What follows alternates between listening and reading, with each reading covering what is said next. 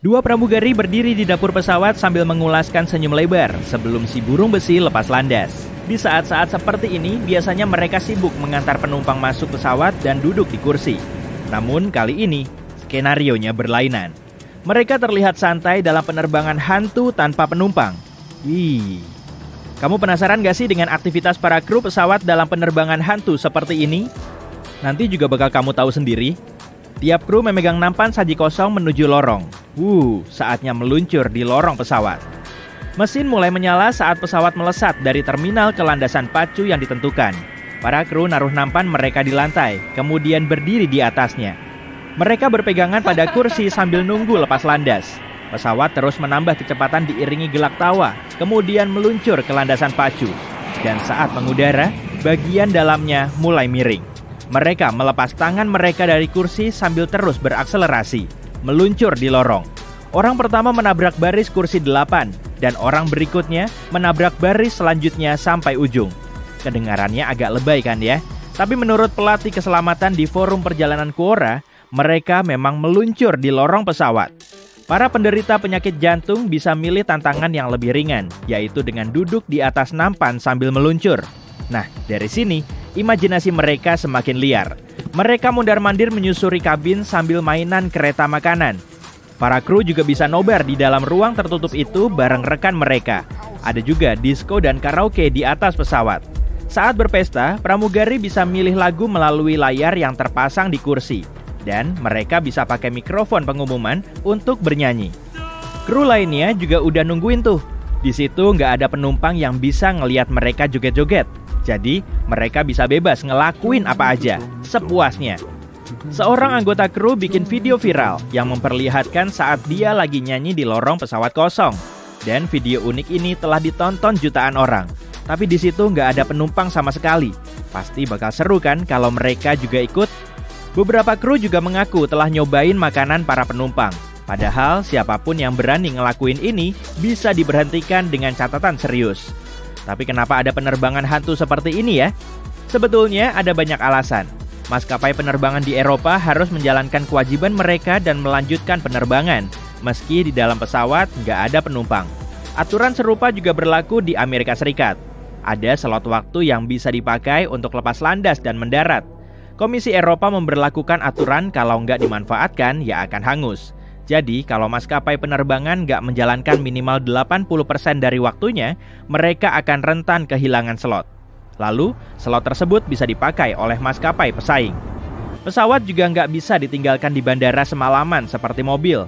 Dan terkadang, pesawat perlu ditaruh dulu sebelum kembali ke suatu lokasi. Dalam beberapa kondisi, maskapai akan melanjutkan penerbangan dan menggunakan jet penumpang untuk mengangkut barang. Pola pikir proaktif ini telah menyelamatkan kondisi keuangan di sejumlah perusahaan. Saat mendengar kata ghost flight atau penerbangan hantu, kamu mungkin akan ngebayangin cerita nyeremin di film horor. Bisa jadi memang begitu. Malahan, ada penerbangan hantu yang beneran didokumentasikan. Pada tahun 1943, sebuah penerbangan dalam misi tempur tiba-tiba menghilang setelah terjadi serangan di Naples. 15 tahun kemudian, bangkai pesawatnya baru ditemukan di Libya dan semua krunya menghilang. Di tahun berikutnya, ekspedisi kedua di lokasi tersebut menemukan air segar, kopi yang masih bisa diminum, radio, dan senapan mesin yang masih berfungsi. Publik langsung tercengang menyaksikan pesawat hantu itu. Bagi kebanyakan pramugari, pengalaman mereka menaiki pesawat kosong nggak begitu nyeremin. Mereka juga nggak begitu suka main seluncuran di lorong pesawat. Banyak pekerjaan yang harus mereka selesaikan, jadi mereka nggak akan sempat bersenang-senang. Pesawat biasanya akan mendarat dan ngeluarin para penumpang. Kondisi di dalam pesawat biasanya akan jadi berantakan, dan saat itulah para petugas kebersihan harus berpacu dengan waktu, ngebersihin lantai kabin, ngambil sampah yang berceceran, dan mengelap semua area permukaan agar semuanya bersih sempurna, sebelum penumpang lain naik pesawat.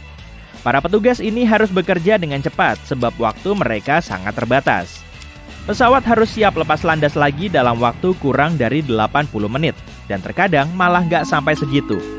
Nah, di fase inilah pesawat berada dalam mode turnaround dan semakin lama pesawat berhenti di landasan, uang yang diperoleh maskapai akan berkurang. Jadi, turnaround ini dibikin sesingkat mungkin. Lagian kan waktu adalah uang. Bener nggak? Saat pesawat sedang dibersihkan, awak darat bertugas mengisi bahan bakar sampai ribuan liter, tergantung pada ukuran, berat, dan lamanya perjalanan. Tapi menunggu kru pembersih selesai, kru catering akan langsung memasuki pesawat. Mereka juga harus berdesak-desakan karena berbagi tempat dengan makanan di dapur. Jumlah makanan yang dialokasikan minimal harus sesuai dengan jumlah penumpang dalam penerbangan. Dan tugas seperti ngebenerin kursi robek perlu dilakukan dalam persinggahan yang lebih lama. Selama situasi hektik seperti ini, staf darat ngeluarin bagasi di dalam pesawat, kemudian menggantinya dengan bagasi baru. Kalau penanganannya lebih kompleks, bagasi ini bisa dipindahin ke korsel. Ruangan di situ nggak seberapa besar, jadi terkadang petugas harus membungkuk saat menyelesaikan pekerjaan mereka. Skill dan kekuatan mereka harus selalu prima, karena waktu terus berjalan. Para pramugari juga nggak kalah sibuk. Mereka harus mastiin kalau kru catering udah naruh makanan dan minuman di penerbangan berikutnya di tempat yang sesuai. Mereka juga ngecek inventaris dan nyiapin penumpang yang masuk. Selain itu, mereka perlu ngelatih otot wajah, karena sebentar lagi mereka harus selalu tersenyum sambil bilang, "Selamat siang," sebanyak 200 kali. Meski selalu ramah, mereka harus menghadapi berbagai macam tingkah laku yang bisa menguji kesabaran mereka. Menurut daftar 17 perilaku yang teramati selama bertahun-tahun, pramugari akan menampilkan sikap berikut ke penumpang. Di pintu keberangkatan, mereka bilang halo ke setiap penumpang. Dan terkadang sampai lebih dari 200 kali berturut-turut. Tolong bilang halo balik, ya. Mereka siap ngebantu dan nyaranin penumpang supaya nggak mainan bel. Para petugas sesekali ngumpulin sampah, memakai sarung tangan, dan nggak kebanyakan mondar-mandir. Menurut kebanyakan penumpang, mereka akan selalu terganggu kalau penumpang lain ngelepas sepatu. Jadi, kalau kamu naik pesawat, selalu pakai kaos kaki bersih ya. Kalau kamu duduk di dekat pintu keluar, jangan taruh tas di bawah kursi di depanmu, karena itu bisa menghalangi pramugari yang harus segera menggunakan seluncuran karet saat diperlukan. Kebanyakan penumpang pasti tahu aturan menonaktifkan ponsel selama penerbangan kan? Tapi cuma segelintirnya yang tahu alasannya. Saat semua penumpang mengaktifkan ponsel mereka, medan elektromagnetik frekuensi tinggi dari ponsel bisa mengganggu sistem navigasi pesawat, sehingga menyebabkan indikasi palsu. Pilot akan berisiko salah langkah saat pendaratan, terutama kalau cuacanya kurang bersahabat. Kru meminta para penumpang untuk memasang sabuk pengaman mereka selama penerbangan meskipun indikatornya dimatikan, sebab turbulensi parah bisa terjadi sewaktu-waktu, dan pesawat bisa diturunkan sampai lebih dari 275 meter. Kalau terlalu ketat, jangan dilepas ya, tapi dilonggarin aja. Para pramugari akan sumringah kalau kondisimu tetap aman. Saat naik pesawat, penumpang berada di ruangan terbatas dan kemungkinan mereka akan nyari posisi nyaman. Perlu diingat, kondisi ini cuma berlangsung sementara dan kamu perlu menghormati orang lain. Tegakkan sandaran kursi saat makanan disajikan, atau saat penumpang di sebelahmu sampai di kursinya. Ada juga penumpang yang tetap memasang earphone saat mereka ngobrol dengan pramugari. Atau saat pramugari nawarin minuman, mereka cuma membalasnya dengan tatapan kosong. Tolong dong lepasin dulu earphone-nya. Saat pesawat mau lepas landas, seringnya ada aja penumpang yang pergi ke toilet. Itu bukan waktu yang tepat, tapi sebaiknya jangan masuk toilet saat pesawat sedang meluncur di landasan pacu. Tahan dulu sampai pesawat selesai lepas landas karena saat itu kondisinya masih membahayakan. Meskipun tugas pramugari melelahkan, mereka tetap sabar, baik, dan ramah. Mereka selalu antusias meski kelelahan, apalagi dalam penerbangan internasional yang berlangsung lama. Jadi, bisa dong mereka santuy dan senang-senang sebentar selama penerbangan hantu. Tapi kalau kamu jadi penumpang di pesawat hantu itu, kira-kira kamu bakal ngapain aja selama penerbangan? Siapa yang nggak ingin menghemat tiket pesawat saat merencanakan perjalanan? Berikut adalah beberapa tips berguna tentang cara mendapatkan penawaran terbaik. Beberapa kota seperti London dan New York memiliki lebih dari satu bandara. Jadi, pertimbangkanlah untuk terbang melalui bandara-bandara alternatif. Beberapa bandara ini terlalu jauh dari pusat kota, karena itulah tiket akan lebih murah untuk penerbangan yang mendarat di sana. Aku pernah mencobanya sendiri. Aku mendarat di sebuah tempat yang terlihat seperti bandara kargo, tapi hey, ada bus dari sana ke pusat kota. Keuntungannya, tiketnya murah. Kekurangannya, aku menghabiskan 1 jam ekstra di jalan untuk sampai ke pusat kota. Kapan hari terbaik untuk memesan tiket? Ini adalah perdebatan yang sengit. Rupanya, hari Selasa lebih baik untuk memesan penerbangan. Lebih khusus lagi, harga tiket sekitar pukul 13.30 bisa menjadi yang termurah. Jadi, kalau kamu punya rencana membeli tiket untuk liburan impianmu, berburulah pada hari dan waktu ini.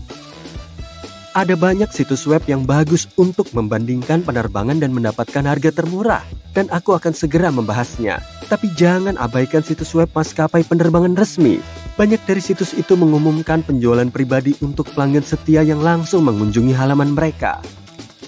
Kalau agendamu memungkinkanmu untuk bermain-main dengan waktu keberangkatan, lakukanlah. Bepergian dengan penerbangan dini hari umumnya berarti membayar lebih murah untuk tiket. Untuk mengejar penerbangan pukul 6 pagi, kamu harus bangun ketika sebagian besar orang di kota masih menikmati tempat tidur mereka yang nyaman.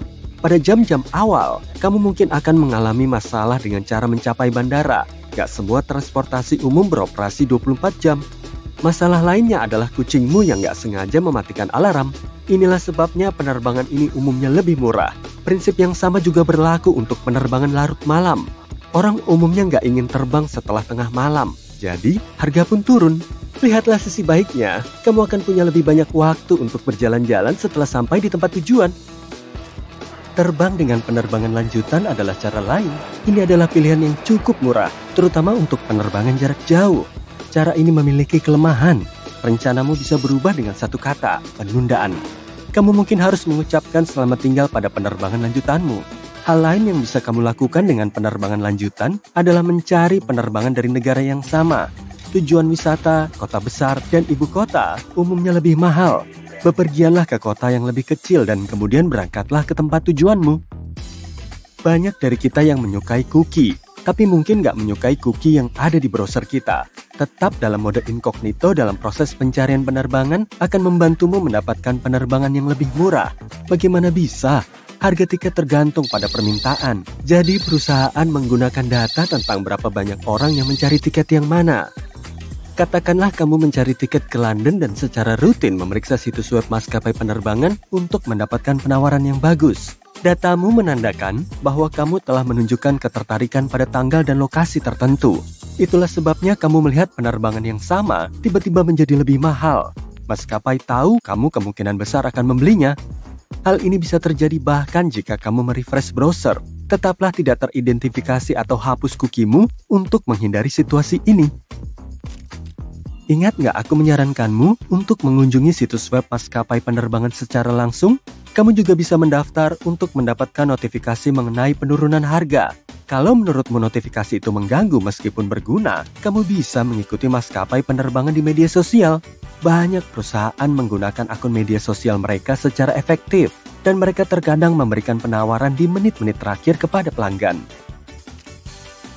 Dalam beberapa kasus, akan lebih mudah untuk memesan tiket melalui telepon misalnya, kalau kamu berada dalam sebuah grup. Namun, perlu diketahui bahwa beberapa maskapai penerbangan menambahkan biaya tambahan untuk menyelesaikan pemesanan melalui telepon. Biaya ini bisa mencapai 750.000. Kamu bisa melakukan perjalanan sehari saat liburan dengan uang tersebut daripada menghabiskannya untuk kata-kata.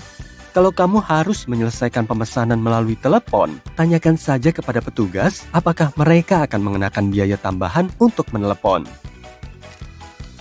Saat mencari tiket, kamu bisa berpura-pura berada di lokasi yang berbeda. Pilihan terbaik adalah mengubah lokasimu ke negara yang akan kamu kunjungi atau negara asal maskapai penerbangan. Katakanlah kamu akan pergi ke Jepang. Pemesanan dari situs web maskapai penerbangan dan mengubah lokasimu melalui VPN akan menjadi kunci untuk mendapatkan harga yang lebih rendah.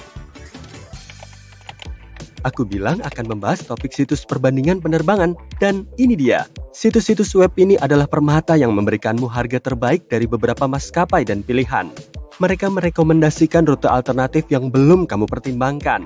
Sekali lagi, sebelum mengklik tombol konfirmasi, luangkan waktu beberapa detik untuk memeriksa situs web maskapai penerbangan. Memesan secara langsung dan memotong biaya perantara bisa menjadi pilihan yang lebih bijak. Manfaat potensial lainnya adalah layanan pelanggan yang bisa diandalkan. Di beberapa maskapai penerbangan, pemesanan melalui pihak ketiga akan membuat proses ini menjadi kusut seperti kabel headphone yang nggak ada habisnya. Aku akan berbagi strategi mendapatkan seluruh barisan untuk dirimu sendiri. Bayangkan kamu bepergian dengan sahabatmu. Salah satu dari kalian harus memesan kursi dekat jendela, dan yang lainnya memesan kursi lorong. Penumpang lain mungkin akan memilih kursi lain dan menghindari kursi di tengah. Namun, cara ini nggak selalu berhasil. Kalau pesawat terisi penuh, akan ada orang yang nggak beruntung di antara kalian. Kalau seseorang memesan kursi tengah, kamu selalu bisa menawarkan kursi lorong atau jendela dan terus duduk bersama sahabatmu. Pilihan kedua adalah memesan kursi di baris ke-13. Angka 13 nggak punya reputasi yang baik karena secara tahayul dianggap sial. Kemungkinannya nggak ada orang lain yang memesan kursi dari nomor ini. Ini adalah hadiah untukmu atas semua usahamu mendapatkan penawaran terbaik. Kerja bagus. Kamu sudah sampai di bandara. Kamu sedang menonton acara favoritmu sambil menunggu gerbang dibuka. Boom! 1 jam wifi bandara gratis telah berakhir. Inilah celah untuk menggandakannya. Kembalikan waktu pada perangkatmu. Ketika kamu mengubah zona waktu kembali 1 jam, sistem gak akan memahaminya dan akan mengizinkanmu untuk menggunakannya selama 1 jam lagi. Poin ke-14 adalah tentang keselamatan. Tahukah kamu bahwa kamu nggak boleh bertukar tempat duduk sebelum pesawat lepas landas tanpa memberitahu pramugari? Aturan ini berlaku untuk menukar tempat duduk dengan orang dari barisan yang berbeda, bukan dengan orang di sebelahmu. Hal ini bisa menyebabkan pesawat melakukan pendaratan darurat. Alasannya terkait dengan bobot dan cara pendistribusiannya. Setiap pesawat punya batas berat lepas landas. Jumlah ini terdiri dari hal-hal seperti bahan bakar, bagasi, dan penumpang. Pramugari memperhatikan potensi distribusi bobot. Seorang pilot menjelaskannya seperti ini, kalau kamu memindahkan beberapa kursi tanpa bertanya kepada mereka, kamu bisa menyebabkan ketidakseimbangan di pesawat. Kalau kamu bertanya kepada pramugari bahwa kamu ingin pindah tempat duduk, mereka akan mengizinkanmu melakukannya setelah lepas landas. Maksudku, orang-orang bangun dan bergerak di dalam pesawat sepanjang waktu. Jadi, ini bukan berarti kamu nggak bisa mengubah posisimu sama sekali, tapi bisa berbahaya kalau kamu melakukannya tanpa konfirmasi. Ini fakta serunya, kotak hitam seperti julukannya nggak berwarna hitam loh, warnanya oranye terang. Flight Data Recorder adalah nama resminya dan berwarna oranye agar jika terjadi kecelakaan, tim penyelamat bisa menemukannya dengan mudah. Menurutmu, di manakah tempat yang paling kotor di pesawat? Bukan toilet, bukan dudukan tangan kursi, melainkan meja nampan. Masih ada lagi, selimut nyaman yang kamu minta dari pramugari juga nggak begitu bersih. Menurut sebuah laporan, beberapa maskapai penerbangan hanya mencuci selimut mereka sebulan sekali. Sekarang, setelah kamu mengetahui triknya, kamu bisa merencanakan perjalananmu dengan harga yang tepat dan mungkin membawa selimutmu sendiri ke dalam pesawat. Duduk dan nikmati penerbanganmu. Hal-hal baik datang kepada mereka yang menunggu. Dan disinilah kamu. Kamu harus menjalani penerbangan panjang atau yang lebih buruk beberapa penerbangan. Dan ini bikin kamu stres. Tapi jangan khawatir, aku mau ngasih tahu kamu beberapa trik dan rahasia dari traveler berpengalaman yang bakal bikin perjalananmu lebih mudah dan lebih nyaman. Pertama, coba jujur. Kamu suka ngepack barang berlebihan? Aku punya solusinya. Coba manfaatkan ruang yang ada. Contohnya, masukkan barang-barang kecil kayak kaos kaki atau baju renang di dalam sepatumu. Atau masukkan selendang atau jilbab ke tas tanganmu. Kalau kamu mau bepergian dengan ransel, taruh barang terberat di dasar ranselmu. Dan jangan lupa gulung semuanya. Dengan begini, bajumu nggak makan tempat dan nggak terlalu kusut. Saat bepergian, tinggalkan aja dompetmu yang besar itu di rumah. Alih-alih, taruh semua barang penting kayak paspor atau uang cash ke wadah kecil atau bahkan kantong peralatan mandi. Kamu juga bisa pakai kaleng permen buat nyimpen kartu kredit dan uang. Masukkan semuanya dan lapisi dengan kertas. Lalu, isi kaleng dengan permen. Tada! Wadah rahasia pun siap. Tinggalkan botol-botol besar lotion atau pelembab di rumah. Coba beli wadah soft lens dan isi dengan produk yang kamu butuhkan. Ini bakal berguna banget pas penerbangan, karena udara di dalam pesawat itu kering banget. Kamu bisa pakai wadah travel pack untuk semua produk yang kamu butuhkan. Tapi, kalau kamu takut produk cairan tumpah, pasang pembungkus plastik di atasnya. Setelah itu, baru tutup wadahnya. Kalau kamu mau bawa vitamin atau pil, kamu bisa beli wadah untuk obat-obatan kayak yang dari Amazon ini. Ada sekat di dalamnya dengan ukuran bermacam-macam dan masing-masingnya bisa menyimpan 13-21 pil atau kapsul. Ada semacam pelindungnya juga supaya pilmu aman dari debu dan cairan. Kamu sampai di bandara lebih cepat dan memutuskan untuk jalan-jalan ke toko bebas bea. Meski nggak berencana beli apa-apa, kamu akhirnya masukin beberapa barang ke kantongmu. Maksudku ke keranjang belanjaanmu. Gak apa-apa kok, bukan salahmu. Banyak bandara didesain sedemikian rupa dan bikin kamu merasa nyaman dan praktis. Yep, jendela-jendela besar, cahaya terang, kursi-kursi pijat, dan ruang duduk yang nyaman. Dan secara statistik, penumpang yang merasa nyaman 10% lebih cenderung menghabiskan uang untuk membeli baju, barang bebas bea, dan makanan. Cara lain bandara supaya kamu menghabiskan uang adalah dengan membuatmu berjalan melalui toko-toko bebas bea begitu melewati security check. Tapi anehnya, toko-toko ini biasanya ada di sebelah kiri jalur. Ini dilakukan karena kebanyakan orang menggunakan tangan kanan. Artinya, orang-orang pakai tangan kanan untuk menarik koper dan lebih cenderung melihat ke arah kanan saat melewati toko-toko ini.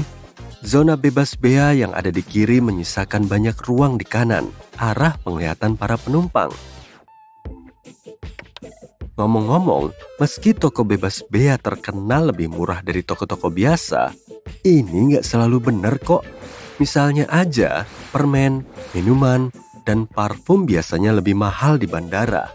Oh iya, hati-hati dengan apa yang kamu beli di toko bebas bea ya, kalau kamu lagi transit.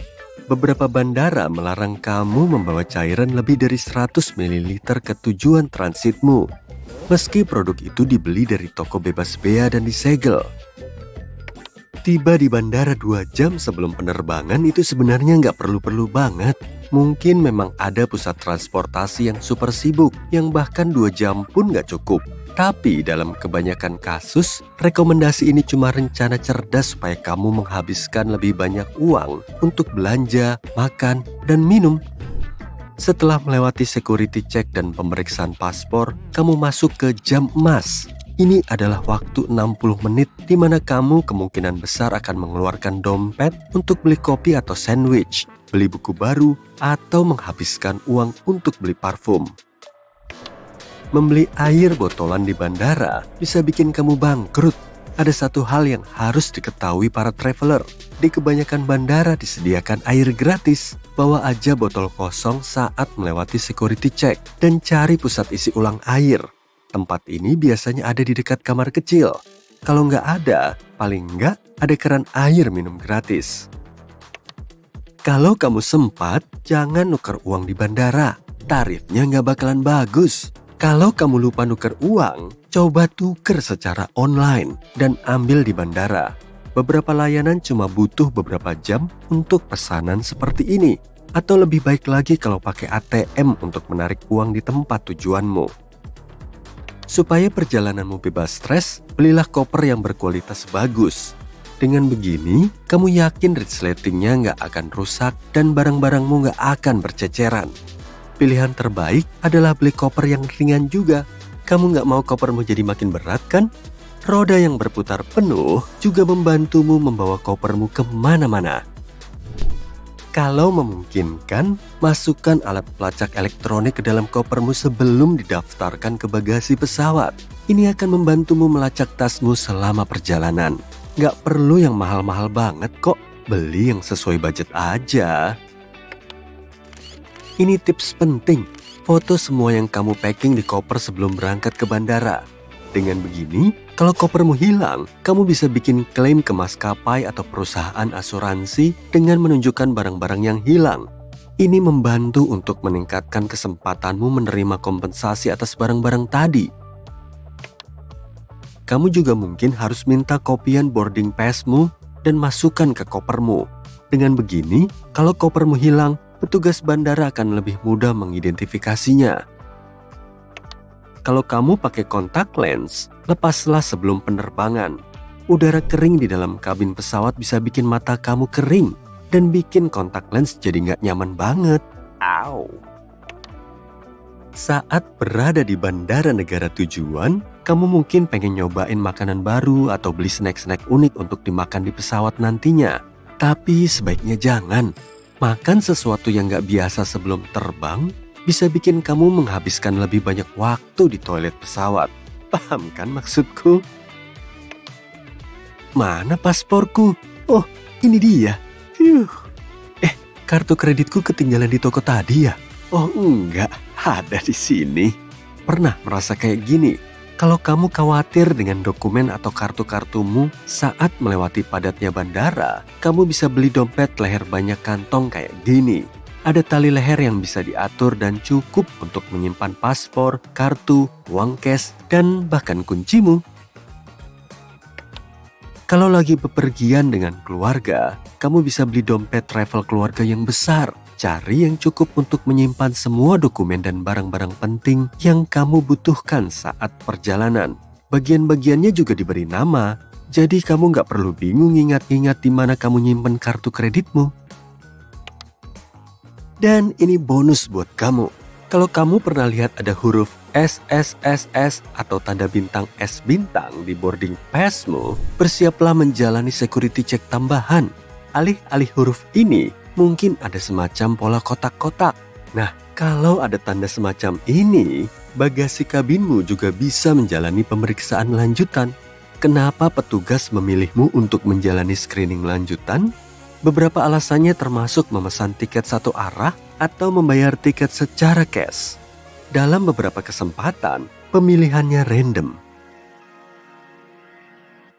Hai, aku anjing bernama Tucker. Aku dan pemilikku sering banget jalan-jalan. Kami udah ngumpulin tips naik pesawat bareng Anabul dan mau membagikannya sama kamu. Meskipun aku anjing, pemilikku selalu ngasih aku koper sendiri. Isinya ada surat sehat, kartu vaksin, dan kontak pemilikku. Semua ini disimpan di saku yang mudah dijangkau. Jadi, kami bisa kasih semua itu ke petugas bandara kalau perlu. Kami juga membawa makanan serta mangkuk makananku. Gak lupa bawa juga alat dan produk grooming aku, termasuk sisir, tisu basah, tali, dan kantong buat kalau aku mau buang air. Kalungku pernah hilang saat kami hiking, jadi kami selalu membawa kalung cadangan dengan label identitasku. Kalau perjalanan kami jauh, aku selalu membawa mainan dan selimutku. Jadi, aku bisa tenang dan nyaman di lokasi baru yang kami kunjungi. Pemilikku selalu membawa daftar restoran dan tempat yang ramah anjing. Aku selalu kepo sama daftar kegiatan kami sebelum kami pergi, karena kalau enggak, aku bisa rewel. Biasanya, jumlah Anabul yang boleh masuk pesawat dibatasi. Jadi, pemilikku selalu memesan tiketnya lebih awal. Soalnya sejumlah maskapai punya persyaratan yang harus kami siapkan berbulan-bulan. Aku anjing Labrador, jadi kebanyakan maskapai mengizinkanku terbang. Tapi, ada beberapa ras kucing dan anjing yang nggak boleh naik pesawat karena mereka lebih sensitif. Sebagian ras hidung pendek, kayak Boston Terrier, Boxer, dan Pitbull, nggak boleh naik pesawat di bagasi terdaftar soalnya mereka rentan kena masalah pernapasan. Tapi, mereka boleh masuk kabin kalau ukurannya sesuai persyaratan. Biasanya aku dipisahin dari pemilikku di pesawat, jadi dia harus menyiapkan kandang khusus yang disetujui kebanyakan maskapai. Kandangnya cukup besar, jadi aku bisa berdiri, duduk, dan berputar. Kandang ini juga dilapisi alas yang menyerap cairan kalau aku terlalu gugup. Kalau Anabul kamu belum pernah terbang memakai kandang, beli dulu dan biasain dia dengan lingkungan barunya. Kalau dilatih dengan baik, sebenarnya kami nyaman kok di dalam kandang. Soalnya kami kayak nongkrong di tempat yang aman dan nyaman. Cara paling gampang cuma kasih makan aja Anabul kamu di dalam kandang itu selama beberapa minggu sebelum hari terbang. Kami juga suka banget kalau kamu nambahin kasur yang nyaman dan mainan favorit kami. Kalau pesawatnya harus transit, kami selalu bawa sedikit makanan kering kalau aku butuh camilan. Nanti awak kabin akan menyiapkannya. Aku dan pemilikku punya satu trik kalau aku merasa haus juga. Kami bekukan wadah berisi air di malam sebelumnya. Airnya masih beku saat aku naik pesawat dan akan mencair pada saat aku haus. Pemilikku selalu mastiin kandangku tertutup tapi nggak dikunci, biar awak kabin bisa membukanya kalau ada keadaan darurat. Kandangku juga dikasih tanda berupa tulisan hewan hidup. Nama dan nomor ponsel pemilikku serta nomor telepon tempat tujuanku juga ditulis di sana. Kami bahkan memasang fotoku yang ganteng di kandangku kalau aku tersesat. Mereka bakal tahu kemana harus kembaliin aku dan cara menghubungi pemilikku.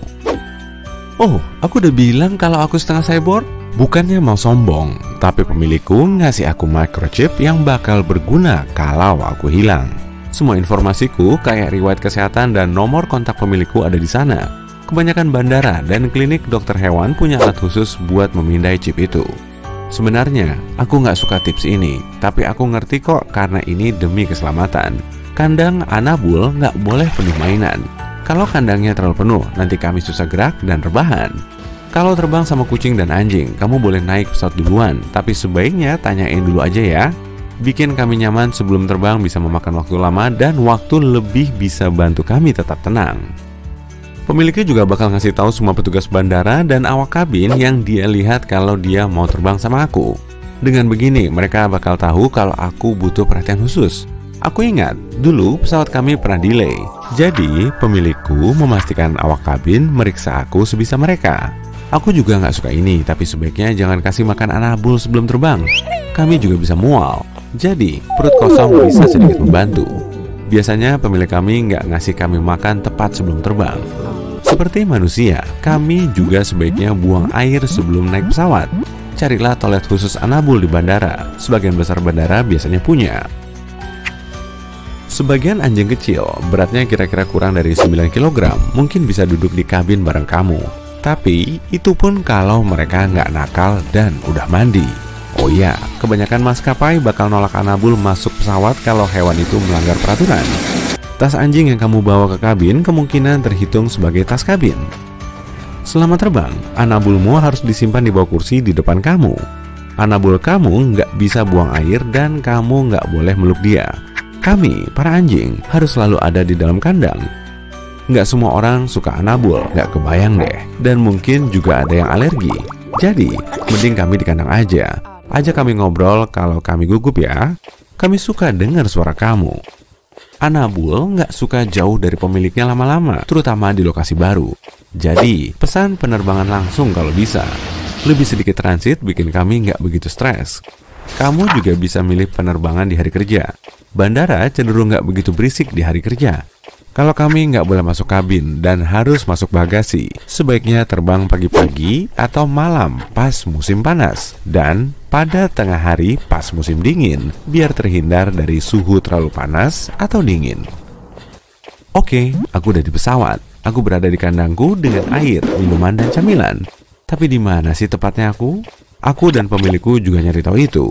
Aku berada di tempat bernama bagasi depan pesawat. Letaknya di bawah kabin tempat penumpang manusia duduk. Alasan kami diletakkan di area pesawat ini karena suhunya terkontrol dan bertekanan.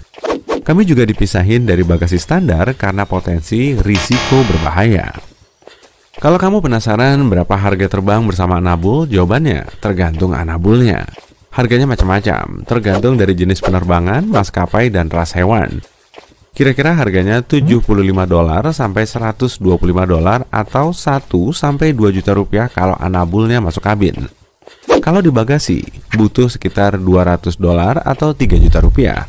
Tapi kalau anjingnya besar banget, biayanya bisa mencapai $2.000 atau 30 juta rupiah karena ruang yang mereka butuhkan besar juga. Begitu sampai tempat tujuan, langsung pergi ke tempat pengambilan bagasi. Anjing bisa diambil sekitar 2 jam setelah kedatangan dan kami harus dijemput dalam 4 jam. Kalau enggak, kami akan dibawa ke dokter hewan atau penampungan. Jadi, cepetan ya. Langsung ajak kami jalan-jalan yuk. Kami juga butuh peregangan. Kamu juga bisa ajak kami ke toilet hewan di bandara. Oh, jangan lupa elus kepala dan perut kami. Aha, iya di situ. Hujan turun saat kamu naik pesawat. Jika kamu naik mobil, pasti kamu menyalakan wiper atau penyeka kaca, serta lampu depan setelah memasukkan kunci ke lubang starter. Apa pilot melakukan itu semua? Pesawat memang selalu menimbulkan banyak pertanyaan. Ini saatnya kita cari jawabannya. Apa pesawat punya penyeka kaca depan? Ya, pesawat komersial punya wiper. Tapi hanya digunakan saat pesawat dalam posisi taksi, lepas landas, dan mendarat. Begitu pesawat mencapai ketinggian jelajah, pilot mematikannya. Kecepatan pesawat cukup untuk membersihkan kaca depannya dari butiran air. Pesawat bermesin tunggal mungkin juga tidak punya wiper karena aliran udara dari baling-balingnya cukup kuat untuk mengusir air. Apa yang terjadi jika salah satu mesin pesawat mati saat terbang? Pasti kejadiannya begini. Hei, apa ada yang lihat mesinku? Padahal barusan ada di sini. Tidak ya. Sebenarnya ini bukan masalah besar sih, pesawat akan terus terbang. Ada sertifikat untuk pesawat jarak jauh atau yang terbang di atas lautan yang menyatakan berapa lama pesawat bisa bertahan. Misalnya, Boeing 787 dapat terbang lebih dari 5 jam tanpa mesin kedua. Artinya, cukup waktu bagi pilot untuk merencanakan pendaratan yang aman. Mengapa di dalam pesawat sangat dingin?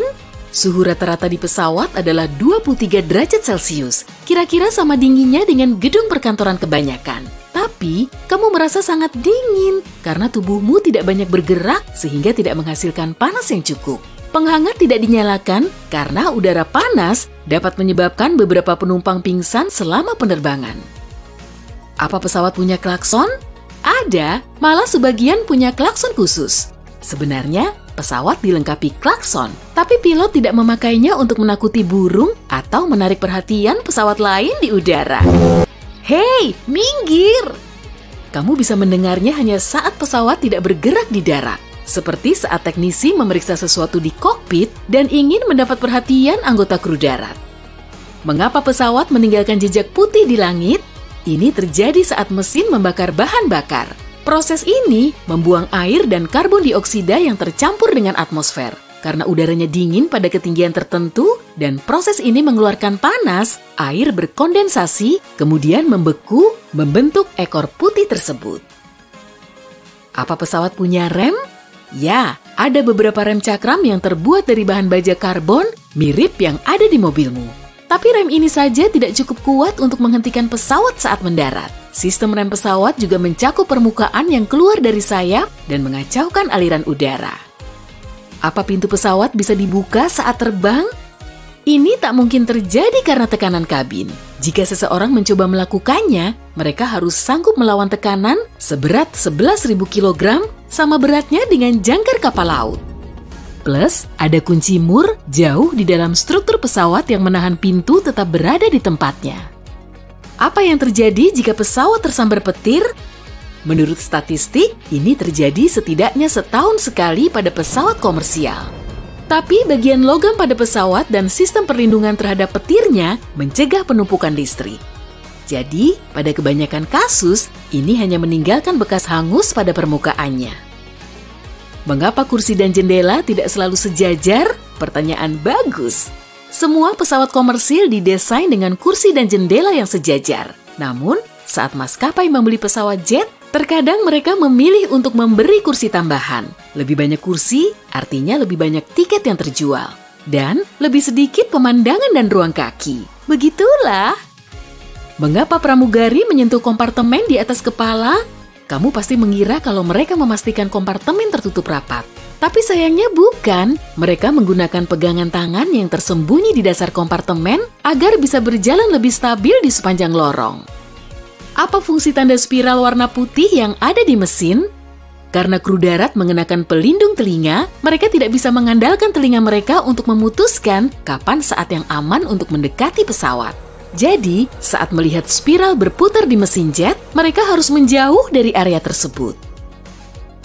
Mengapa ada lubang di jendela pesawat? Jendela pesawat sebenarnya terdiri dari 3 lapis plexiglass dengan lubang kecil di lapisan tengahnya. Ini membantu mengatur perbedaan tekanan yang besar di dalam dan di luar kabin, jadi panel di luar dapat menahan beban ini. Jika panel luar pecah, yang di tengah, meskipun ada lubangnya, akan bisa menahan jendela tetap utuh. Lubang itu juga menjaga jendela agar tidak berembun. Mengapa ada pengait di sayap? Jika pesawat harus mendarat darurat di air, penumpang harus keluar lewat pintu darurat dan melangkah di atas sayap yang licin. Itulah sebabnya anggota kru mengaitkan salah satu ujung tali ke kusen pintu dan ujung lainnya ke pengait di sayap. Tali lainnya dikaitkan ke lubang kedua, mengarahkan penumpang dengan aman sepanjang sayap menuju perahu karet. Mengapa sayap memiliki warna lampu yang berbeda untuk menyambut Natal? Bukan kok. Lampu warna merah di ujung sayap kiri, hijau di kanan, dan putih di ekornya berfungsi sebagai lampu navigasi. Lampu ini memungkinkan pilot lain mengetahui posisi dan arah pesawat ini bergerak, mendekat atau menjauh. Apa pesawat punya kunci starter? Alasan keberadaan kunci starter biasanya untuk keamanan. Jadi, kebanyakan pesawat komersil tidak memerlukannya. Pesawat disimpan dalam hanggar yang terkunci dan diawasi 24 jam penuh. Untuk menyalakan mesinnya, pilot hanya perlu menekan tombol dan menyalakan saklarnya. Tapi pesawat pribadi yang lebih kecil seperti Cessna punya kunci starter untuk menyalakan mesin, bahkan kunci di pintunya. Mengapa ada segitiga di atas jendela? Stiker berwarna hitam atau terkadang merah ini berfungsi untuk memberitahu kru jendela mana yang digunakan untuk melihat keluar saat mengecek bagian sayap yang bergerak. Jika kamu mabuk udara, cobalah memilih kursi di antara segitiga ini agar lebih nyaman. Bagaimana kamu bisa mendapat ruang lebih di pesawat? Kalau kamu beruntung mendapatkan kursi lorong, ada tombol ajaib di dekat engsel sandaran tangan dekat lorong. Tekan dan sandarannya akan bergerak ke belakang kursimu. Mengapa kebanyakan pesawat berwarna putih? Warna ini memantulkan sinar matahari lebih baik dibandingkan warna lainnya. Jadi, membantu pesawat tetap sejuk. Warna ini juga membantu menemukan retakan, penyok, kebocoran, dan kerusakan lain di permukaan pesawat. Dan, cat membuat pesawat 545 kg lebih berat. Jadi, lebih banyak bahan bakar yang digunakan. Dengan tidak mengecat pesawat, maskapai menghemat lebih banyak uang. Mengapa pesawat tidak memiliki parasut untuk penumpang? Seperti cat, parasut juga menambah berat pada pesawat sekitar 3.600 kg. Belum lagi, penerjun payung harus menjalani latihan setidaknya selama 4 jam untuk belajar cara menangani payungnya. Terakhir, lompat dari pesawat setinggi 11.000 meter di udara sama sekali tidak aman, karena suhu pada ketinggian ini lebih dingin dari Samudra Arktik, minus 54 derajat Celcius. Mengapa pesawat tidak bisa terbang saat panas? Molekul dalam udara panas saling berjauhan. Agar pesawat bisa terangkat, kamu memerlukan udara yang padat. Itulah sebabnya jauh lebih sulit lepas landas pada suhu tinggi. Selain itu, cuaca panas dapat membuat mesin bagian dalam kepanasan, bahkan bisa melelehkan beberapa bagiannya. Jadi, jika suhu di luar mencapai 40 derajat Celcius, penerbanganmu mungkin ditunda. Mengapa bentuk jendela pesawat bulat? Bentuk jendela pesawat komersil pertama adalah persegi. Beberapa waktu kemudian, pesawat terbang lebih tinggi yang membuat tekanan kabin bertambah. Tekanan naik turun yang berulang-ulang dapat menghancurkan jendela bersudut. Karenanya, jendela diganti dengan bentuk yang bulat karena jauh lebih kuat terhadap tekanan. Bagaimana cara kerja masker oksigen? Cukup baik. Kalau tekanan udara berkurang pada ketinggian jelajah, kabin kehilangan oksigen. Tenang, masker oksigenmu akan menyediakannya, tapi hanya selama 15 menit. Jangan khawatir, ini cukup agar pilot bisa turun di bawah ketinggian 3.000 meter. Di sini udara punya kandungan oksigen lebih banyak dan kita dapat bernapas secara normal. Apa penyebab turbulensi? Perjalananmu tidak mulus karena 3 hal: badai, pegunungan, dan aliran jet. Seperti lautan, udara menciptakan gelombang saat bertemu dengan gunung. Dan terkadang arahnya memang harus ke atas dengan aliran yang kuat sehingga memengaruhi pesawat. Aliran jet adalah serangkaian embusan angin yang muncul saat massa udara hangat bertemu dengan yang dingin. Awan badai mendorong udara menjauh, menciptakan gelombang yang tak terduga.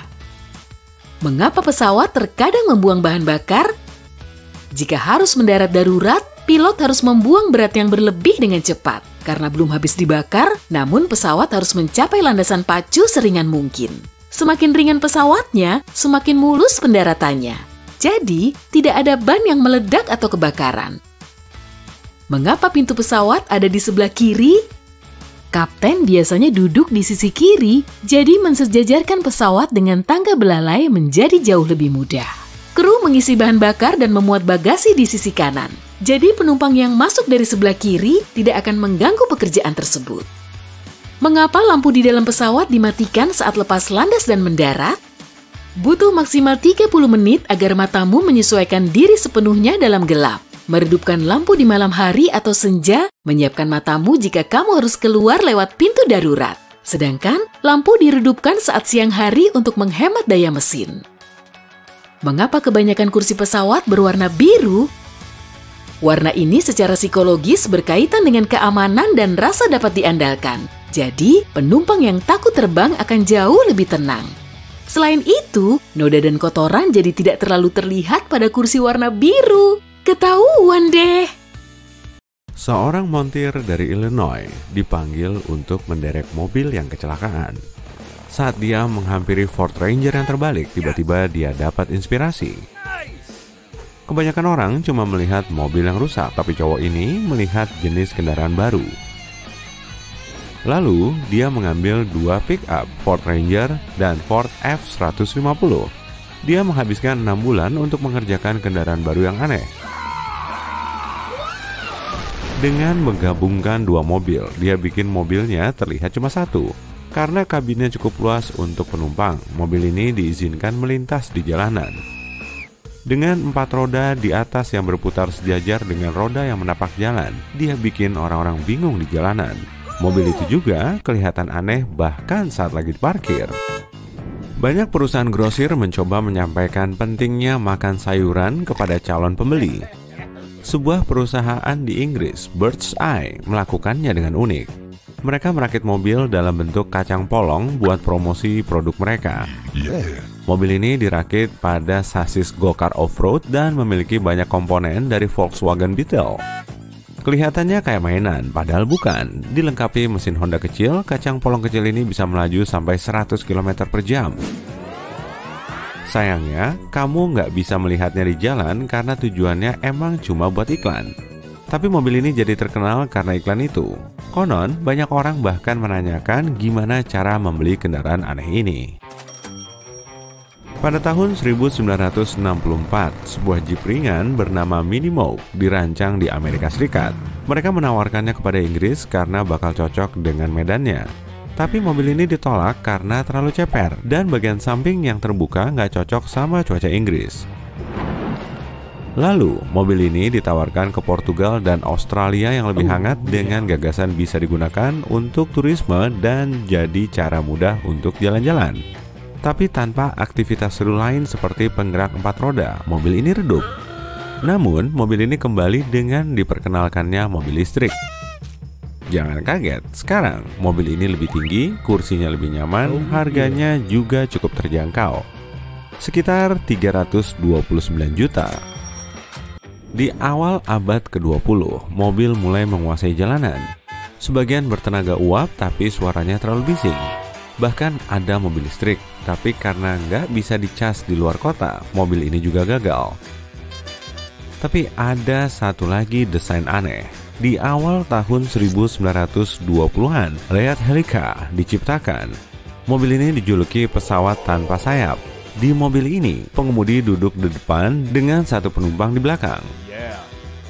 Bodi aerodinamis Leia Helica disusun mirip pesawat. Mobil ini sebagian besar terbuat dari triplex dengan baling-baling besar di depan untuk mendorongnya maju. Perancang mobil ini meyakini komponen mobil biasa cuma menambah beban yang nggak perlu. Waktu itu, baja penting banget buat fungsi lain dan rangka ringan adalah solusinya. Dengan bobot sekitar 250 kg, mobil ini bisa melaju sampai 171 km per jam. Keren kan? Tapi masalahnya, mobil ini berisik banget. Biar telinga kita terlindungi, kita harus pakai pelindung kepala kayak di pesawat beneran. Bukan pilihan bagus buat perjalanan darat, tapi mengejutkannya, terjual 30 mobil. Dengan kelangkaan bahan bakar tahun 1940-an, penemu nyoba nyari bentuk transportasi lain. Mobil listrik dilirik lagi setelah ditinggalkan di papan gambar selama 30 tahun.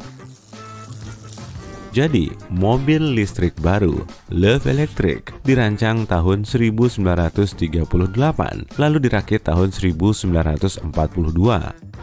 Mobil 3 roda ini berbentuk kayak telur dan cuma cukup buat 1 penumpang.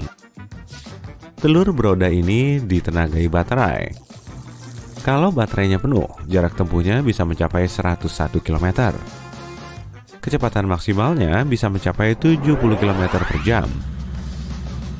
Mobil imut ini juga cukup ringan, cuma 350 kg. Andai ada mobil ini sekarang, parkir jadi gampang. Bonusnya, dengan pandangan 270 derajat, nggak ada titik buta di mobil ini. Sayangnya, mobil ini nggak laku dan cuma dibuat 1. Engineering Jerman selalu menjadi standar tinggi untuk mobil, dan sebuah model, Envika, menambah standar itu. Mobil ini bisa dikendarai di air dan berfungsi sebagai perahu. Saat melaju pada kecepatan sedang di jalan, mobil ini lebih lambat, tapi begitu nyebur, roda depannya berfungsi sebagai kemudi dan bisa melaju pada kecepatan maksimal 7 knot. Perancangnya tahu itu bukan perahu atau mobil terbaik, jadi mereka mengiklankannya sebagai perahu terbaik yang dikendarai di jalanan dan mobil terbaik yang berlayar. Sebenarnya kendaraan ini lumayan sebagai kendaraan air. Banyak orang kaget karena nggak ada kebocoran meskipun berlabuh berjam-jam. Mobil ini populer dan hampir terjual 4.000 pada tahun 1960-an.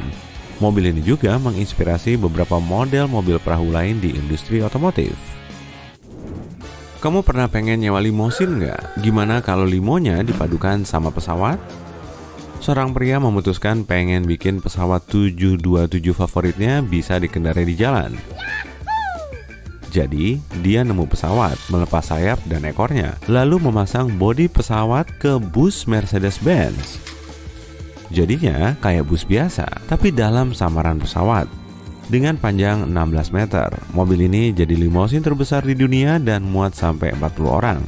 Meski besar, kecepatannya bisa mencapai 200 km per jam. Kokpitnya hampir nggak berubah, tapi jelas setirnya diganti buat nyetir limo. Tangga lipatnya masih berfungsi, dipakai untuk menyambut penumpang yang naik limo Boeing. Mengejutkannya, mobil ini terdaftar untuk melaju di jalanan dan bisa disewa seharga 440 juta rupiah. Di awal abad ke-20, mesin mobil jadi jauh lebih efisien dan ketersediaan bahan bakar yang terjangkau membantu mobil melejit. Pada tahun 1927, desainer mobil menciptakan barang mewah, Bugatti Royale. Ini adalah mobil paling mewah yang pernah dibuat. Panjangnya 6,4 meter dan berat 3.000 kg, hampir 2 kali rata-rata berat sedan sekarang. Tapi saat mobil ini dibuat, terjadi kemerosotan ekonomi di seluruh dunia. Sayangnya, mobil mewah ini gagal. Bahkan keluarga kerajaan di Eropa nggak tertarik membeli mobil ini. Rencananya 25 mobil akan dibuat, tapi karena kurangnya minat, cuma 3 yang terjual. Lini produksi berkurang dengan cuma 7 yang dibuat. Desain mesinnya diambil dari mesin pesawat Prancis dan jadi mesin terbesar. Tapi karena Bugatti Royale gagal, mesin yang tersisa digunakan kembali untuk merakit kereta cepat baru untuk sistem kereta api Prancis. Pada tahun 1930, penemu John Archibald Peirce bikin sesuatu yang dia yakini bakal jadi kendaraan cepat masa depan. Dia dapat inspirasi ini dari rancangan Leonardo da Vinci. John merasa pria cerdas itu visioner. Lalu, John membuat Dyna-Spear, kendaraan satu roda dengan mesin listrik. Kendaraan tunggal setinggi 3 meter ini dibuat dari besi kisi dan dilapisi kulit. Beratnya sekitar 450 kg. Kursi pengemudi dan mesinnya terhubung dan dipasang di atas roda. Awalnya, mobil ini cuma bisa dikemudikan kalau pengemudinya bersandar ke sisinya. Tapi biar lebih gampang, dipasanglah setir. Kecepatannya bisa mencapai 50 km per jam. Banyak yang tertarik pada mobil ini sebagai aktivitas seru di pantai. Dan versi yang udah dimodif dengan 8 kursi juga dibikin. Tapi sayangnya, visi desainer untuk memenuhi jalanan dengan roda raksasa dan bukan mobil nggak terwujud. Mungkin karena dia belum nemu cara buat menghentikan kendaraan ini selain nabrak.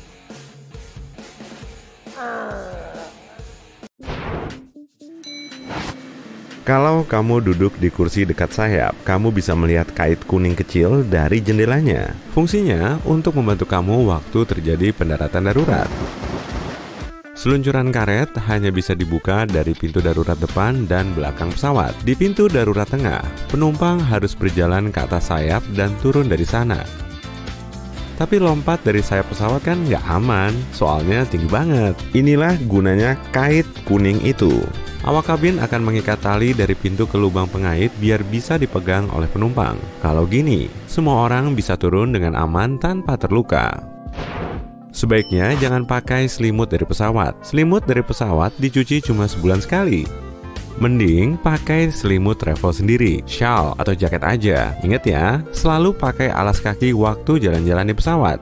Karpet di lantainya nggak bisa dan nggak akan dibersihkan mendetail di sela jadwal penerbangan. Itu terlalu memakan waktu dan tenaga awak kabin.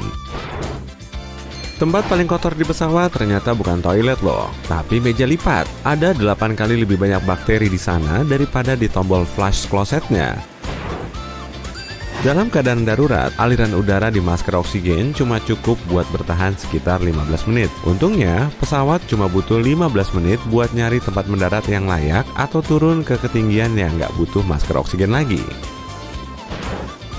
Kamu harus menegakkan kursi dan melipat meja sebelum lepas landas dan mendarat demi keselamatan. Kursi yang dibaringkan emang nyaman, tapi bikin penumpang di belakang kamu susah keluar dari kursinya. Padahal itu penting waktu terjadi keadaan darurat. Meja lipat yang dibuka juga sama, tapi sekarang kamu yang susah buat buru-buru berdiri kalau terjadi sesuatu.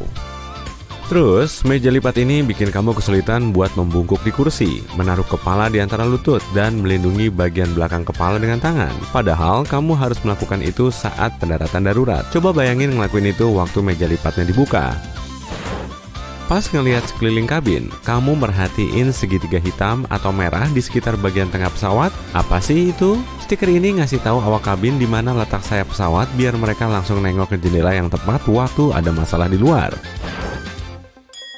Jangan menutup tirai jendela waktu pesawat lagi lepas landas, bergerak di darat, atau mendarat. Ada 2 alasannya. Pertama, awak kabin harus selalu bisa melihat situasi di luar. Mereka akan terbantu kalau tirai jendela dibuka. Kedua, kalau ada masalah di dalam pesawat waktu pesawat masih di darat, misalnya aja kebakaran, kru darat nggak bisa ngelihat itu dan menilai situasinya dari luar jika tirai jendela ditutup.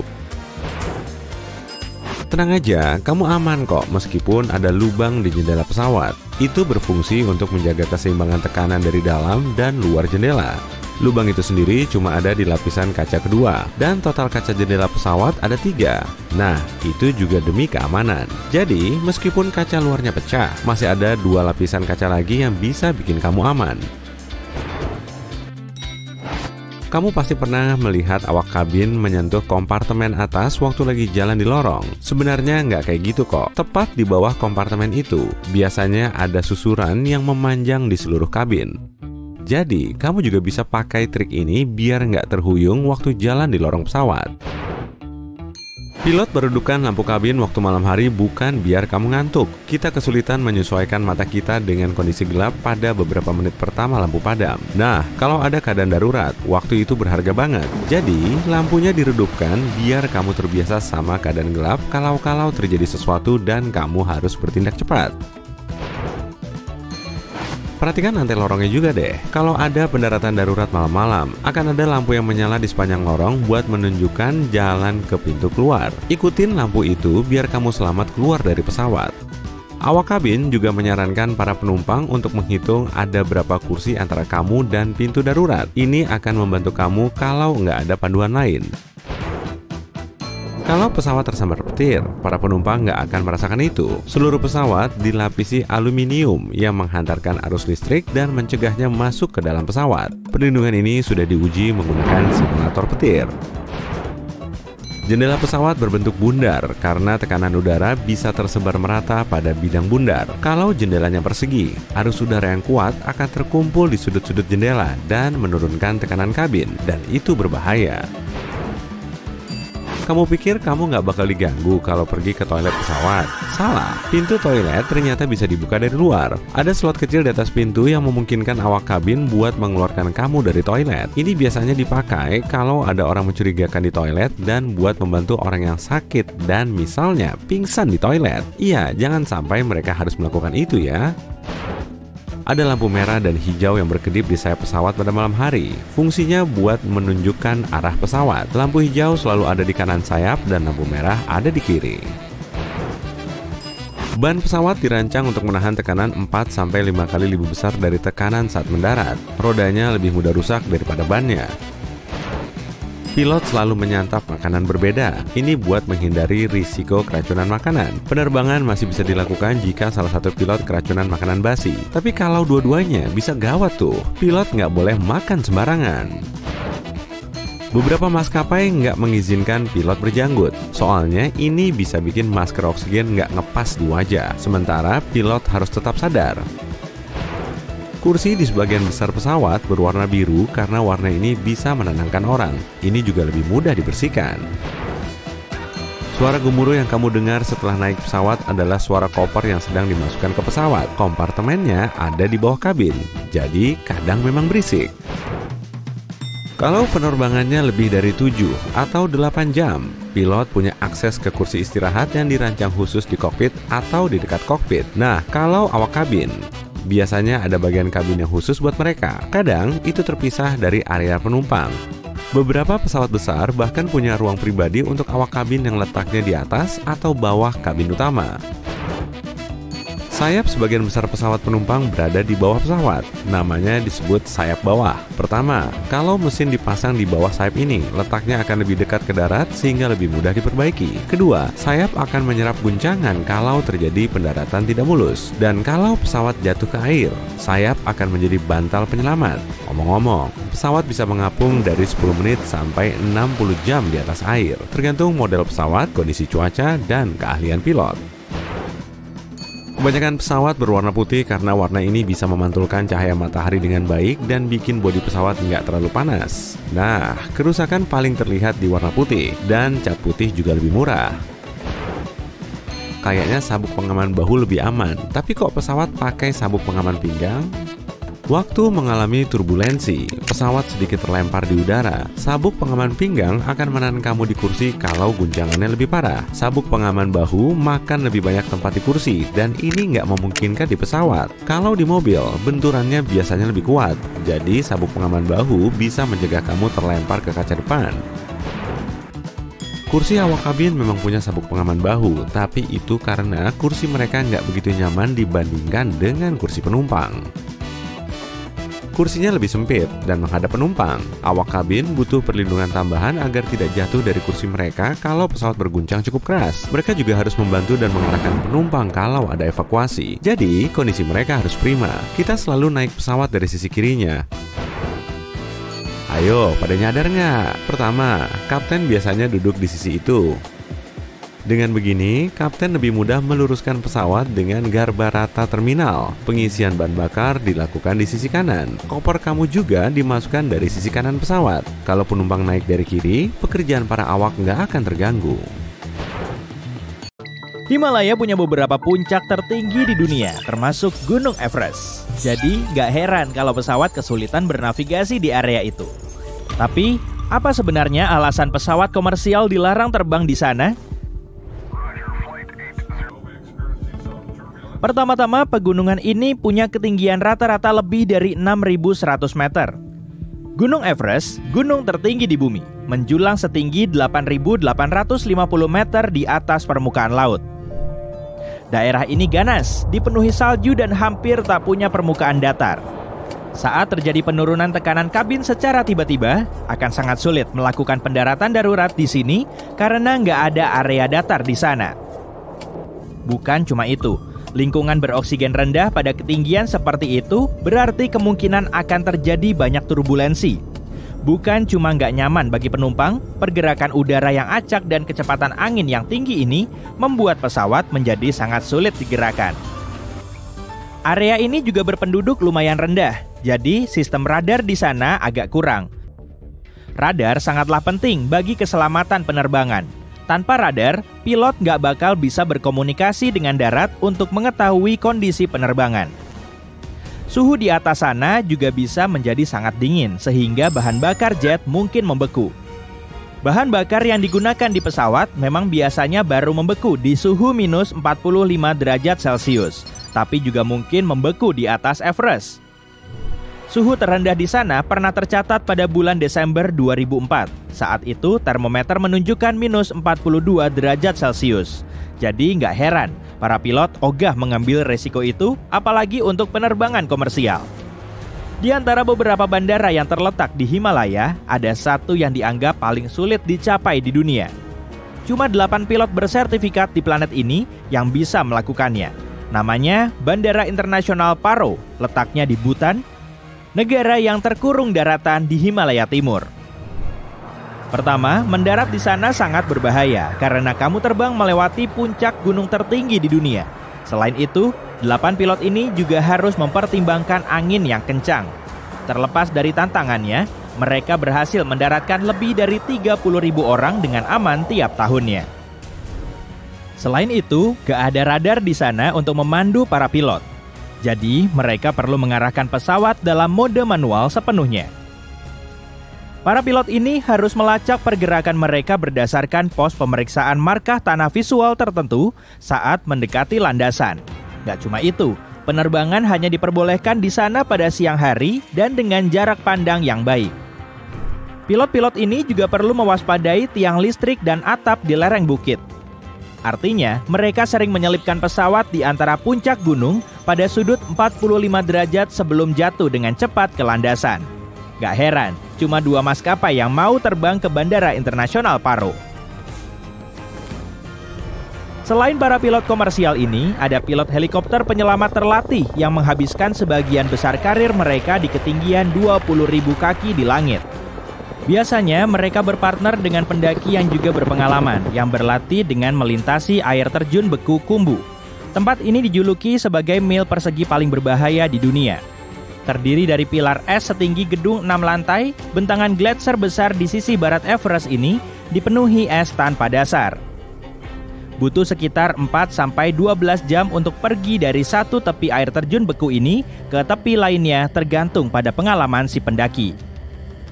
Kamu mungkin mengira ini adalah lokasi yang tenang karena cuma dikelilingi es dan salju, tapi para profesional lokal ini mengatakan sebaliknya. Seorang veteran Everest mengatakan kebisingan di sini adalah bagian terburuk dari pekerjaan mereka. Gunung ini menghasilkan suara mencicit yang mengerikan dan terkadang bahkan rintihan.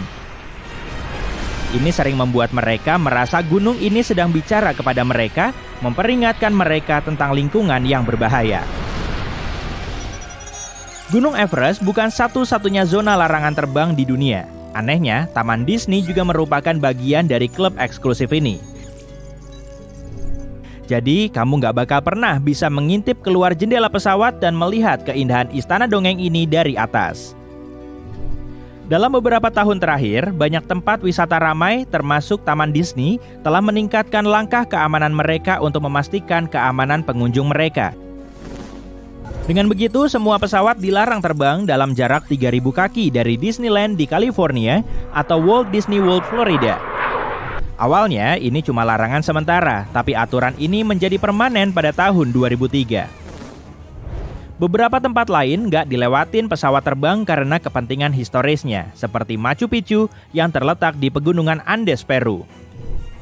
Ada banyak spesies satwa liar dan tanaman langka yang tumbuh secara eksklusif di area ini. Mereka wajib dilindungi sebaik mungkin. Tapi apa hubungannya dengan larangan terbang di area itu? Pertama, pelarangan ini mengurangi volume bahan kimia berbahaya di sana. Kedua, jika pesawat perlu melakukan pendaratan darurat di lokasi ini, itu akan menyebabkan kerusakan permanen pada bangunan dan satwa liar. Anehnya, pesawat diizinkan terbang di atas Parthenon Yunani di Athena, tapi dengan satu syarat, tidak boleh di bawah 5.000 kaki di atasnya. Dengan begitu, bangunan bersejarah ini sedikit lebih terlindungi dari pendaratan darurat karena ada area khusus di sekitarnya. Kamu juga nggak bakal bisa melihat Taj Mahal dari atas karena ini adalah salah satu arsitektur terpenting, tertua, dan terindah di dunia. Tempat ini juga membutuhkan fitur keamanan tambahan. Bangunan ini berasal dari tahun 1600-an. UNESCO mengumumkannya sebagai situs warisan dunia pada tahun 1983. Pihak berwenang India menetapkan zona larangan terbang di atasnya pada tahun 2006. Mereka melakukannya untuk melindungi bukan cuma bangunan itu sendiri, tapi juga kerumunan turis yang datang ke sini setiap tahun, 7-8 jutaan orang. Istana Buckingham dikenal sebagai kediaman keluarga kerajaan Inggris. Jadi, untuk keamanan mereka, zona larangan terbang juga dibuat di sini. Pesawat juga dilarang terbang di atas Castle Windsor untuk memastikan keluarga kerajaan sama-sama terlindungi. Bangunan penting Inggris lainnya dengan zona larangan terbang termasuk Downing Street nomor 10, kediaman dan kantor resmi Perdana Menteri Inggris, serta gedung parlemen. Rumah George Washington di Mount Vernon, Virginia, cuma boleh dilewati pesawat dengan ketinggian lebih dari 1.500 kaki. Rumah kayu bersejarah ini dibangun untuk Presiden George Washington antara tahun 1758 sampai 1778. Sayangnya, bangunan tersebut telah mengalami banyak kerusakan selama bertahun-tahun. Jadi, demi melestarikannya dengan lebih baik, pihak berwenang memutuskan untuk melarang getaran akibat pesawat terbang. Jadi, zona larangan terbang lain ditetapkan di sana.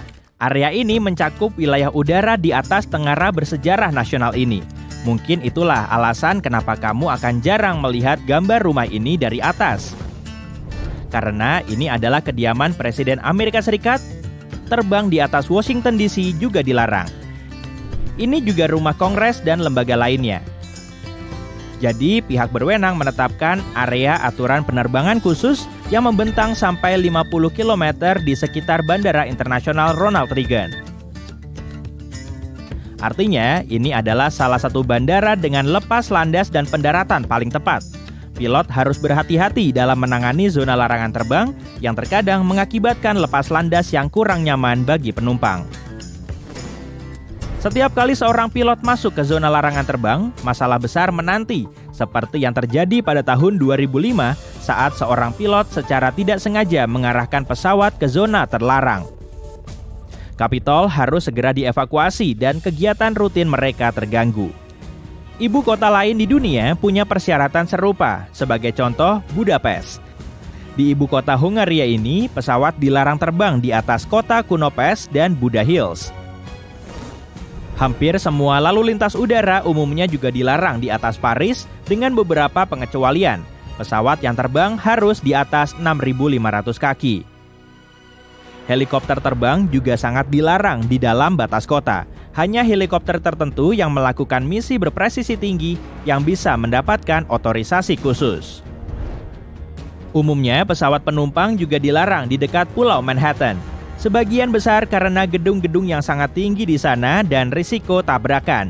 Tapi sebagian besar karena ketiga bandara utama New York, Bandara Internasional John F. Kennedy, Bandara Internasional Newark Liberty, dan Bandara LaGuardia sangat dekat satu sama lain. Jadi, lalu lintas udara di area ini harus direncanakan dengan baik untuk memastikan pesawat tidak berpapasan. Penerbangan 6 Pan American sedang menyelesaikan perjalanan mengitari dunia dengan beberapa perhentian dalam jalurnya. Pada 16 Oktober 1956, Boeing 377 Stratocruiser yang dijuluki penguasa langit meninggalkan Honolulu menuju San Francisco.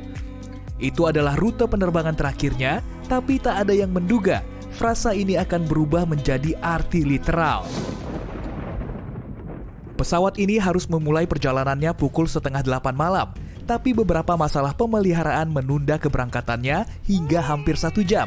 Para penumpang pun dibuat tak sabar. Pesawat akhirnya berangkat pukul 8:26 dan segera menyentuh ketinggian 13.000 kaki. Pesawat mengalami turbulensi selama beberapa menit yang membuat pramugari tak bisa menyajikan makan malam.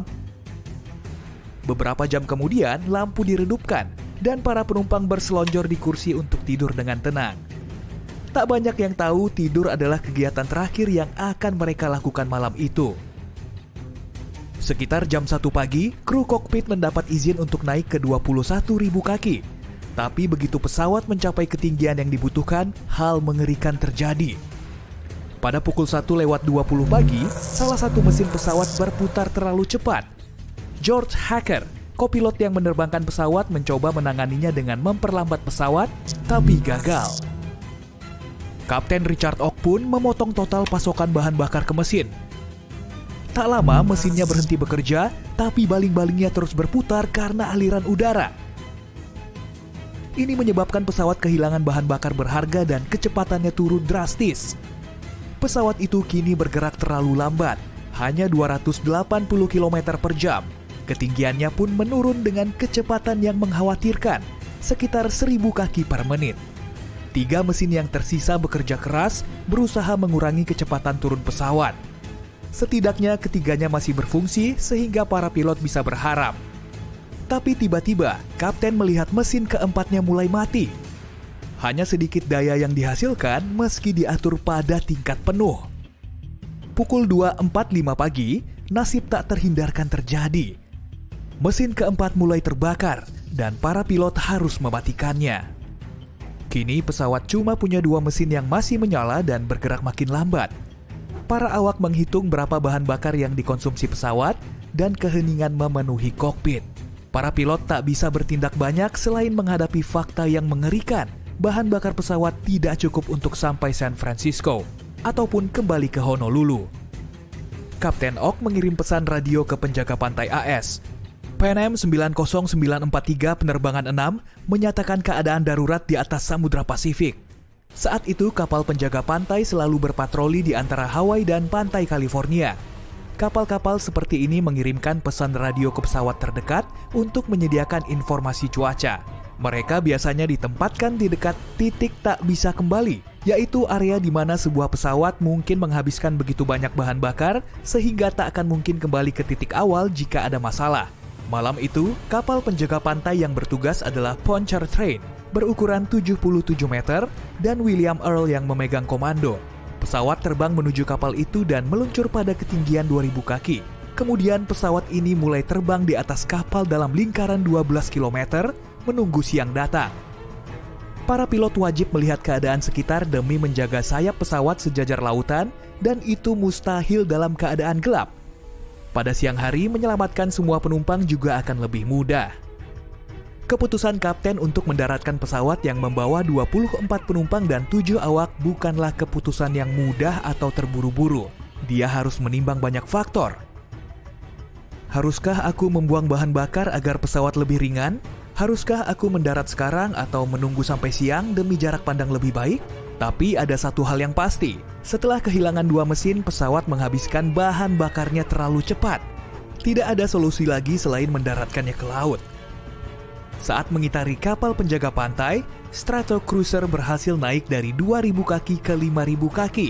Itu membuat pesawat mengonsumsi lebih banyak bahan bakar dan menjadi lebih ringan, yang merupakan berita bagus. Makin ringan, pesawat akan makin lama mengapung di permukaan laut, sekaligus menurunkan risiko kebakaran setelah pendaratan darurat. Sang kapten tahu tentang kecelakaan yang pernah terjadi pada Stratocruiser Pan Am lain. Saat itu, ekor pesawatnya patah. Maka, Kapten Ock meminta para penumpang di belakang pindah ke bagian depan pesawat. Mereka yang duduk di dekat mesin harus pindah juga. Awak pesawat menyimpan semua benda berserakan di kabin dan menjelaskan kepada penumpang apa yang mungkin terjadi. Sejak masalah dimulai, para awak telah berjuang maksimal demi menenangkan penumpang yang ketakutan. Saat para penumpang tahu pesawat akan berputar-putar dan tidak mendarat pada malam hari, mereka sangat lega. Berita menenangkan lainnya adalah kapal penjaga pantai ada di bawah, siap untuk memberi mereka bantuan sebanyak mungkin. Untungnya, cuaca begitu cerah dan lautnya sangat tenang. Pada pukul 5:40, Kapten Ock memberitahu kapal di bawah dia siap melakukan pendaratan darurat. Kapal meninggalkan jalur busa tebal di air untuk membantu para pilot mengetahui ketinggian pesawat di atas permukaan air dengan lebih jelas. Pukul 6.15, pesawat menyentuh air dengan kecepatan masih di 170 km per jam. Setelah meluncur beberapa ratus meter di sepanjang permukaan air, pesawat mulai melambat, namun hal yang terburuk terjadi. Salah satu sayapnya menabrak ombak, pesawat pun berputar hampir 180 derajat dan ekornya patah. Setelah itu dalam hitungan detik, hidung pesawat mulai tenggelam. Salah satu penumpang selamat yang ada di pesawat saat itu berkata, dia hanya melihat air, di mana-mana air. Tapi setelah kurang dari 1 menit, air mulai surut. Bagian depan pesawat muncul kembali ke permukaan. Orang-orang di Pontchartrain cuma menatap bencana yang terjadi di depan mata mereka ini, seraya merasa hampa. Hati mereka hancur, tak akan mungkin ada yang selamat dari pendaratan seperti ini. Tapi mereka amat sangat salah. Ke-31 orang di pesawat masih hidup. Bahkan lebih mengejutkan lagi, hanya beberapa yang mengalami luka ringan. Begitu awak Pontchartrain menyadari para penumpang dan kru pesawat selamat, sejumlah kapal penyelamat bergegas ke lokasi pesawat. Sementara itu, kapten dan para penumpang yang telah ditugaskan membantu evakuasi dengan cepat melempar 3 perahu darurat. Tapi saat orang-orang mulai menaiki salah satunya, mereka baru tersadar kalau perahunya belum terisi udara dengan benar dan mulai tenggelam. Untungnya kapal penyelamat datang tepat waktu. Penumpang dari perahu yang rusak pun segera dipindahkan ke kapal. Pada pukul 6.35, bagian terakhir puing pesawat lenyap ditelan ombak. Saat itu, semua orang dari pesawat sudah di dalam perlindungan kapal penjaga pantai. Mereka menetap di markas petugas kapal dan sampai di San Francisco beberapa hari kemudian. Penerbangan 6 Pan American adalah kecelakaan pertama di mana seluruh penumpangnya selamat meski mendarat darurat. Dan seluruh peristiwa menegangkan ini terabadikan kamera yang mencakup perahu darurat saat mengapung di sisi pesawat, korban saat dipindah ke kapal penyelamat, serta pesawat yang dengan cepat tenggelam dan menghilang di antara ombak. Beberapa waktu kemudian, semua awak mendapat penghargaan karena berhasil mengatasi keadaan darurat dan menjaga keselamatan penumpang. Kapten Richard Oak adalah orang pertama yang menerima penghargaan kecakapan penerbangan sipil karena keterampilan dan kepahlawanannya. Bener nggak sih, langit itu mirip banget kayak gurun pasir? Emang pesawat komersial bisa terbang lebih ngebut dari kecepatan suara? Masa iya pesawat bisa dibenerin cuma pakai seutas lakban? Cek dulu intuisimu di kuis seputar pesawat terbang yuk. Kamu cuma perlu jawab fakta atau mitos. Jangan lupa catat semua jawaban benarmu dan komen di bawah ya. Kita mulai dari soal pertama. Pesawat komersial lebih hemat bahan bakar daripada mobil. Benar atau salah? Ternyata benar. Selama 10 tahun lebih, konsumsi bahan bakar penerbangan komersial nunjukin angka yang lebih sedikit daripada mobil. Pesawat punya teknologi yang lebih canggih dan bisa mengangkut lebih banyak orang, sehingga menurunkan intensitas energi perjalanan udara sampai hampir 74%. Sedangkan mobil cuma turun 57%. Oke, gimana dengan soal ini? Di dalam pesawat, nggak ada kursi nomor 13. Kalau diingat-ingat sih, aku belum pernah pesan kursi nomor 13 di boarding pasku. Kalau kamu gimana? Betul, tapi nggak semuanya begitu. Di sebagian negara yang menganggap 13 sebagai angka sial, emang nggak ada nomor kursi ini. Tapi di negara lain, angkanya bisa berubah, tergantung pada kepercayaan mereka. Ngebuka pintu pesawat selama penerbangan sangat berisiko bagi keselamatan. Kedengarannya nyeremin banget ya. Tapi beneran gitu nggak sih? Tenang aja, itu cuma mitos kok. Lagian pintu pesawatnya udah pasti kekunci. Tapi kalau kondisinya nggak kekunci, pintu ini tetap nggak bisa dibuka saat pesawat masih mengudara. Hal ini disebabkan oleh tekanan di dalam kabin. Saat berada di ketinggian jelajah, pesawat mendapat tekanan. Perbedaan tekanan di dalam dan di luar pesawat juga sangat besar. Sehingga tekanan di dalam kabin mendorong pintu pesawat sampai nggak bisa dibuka dari dalam.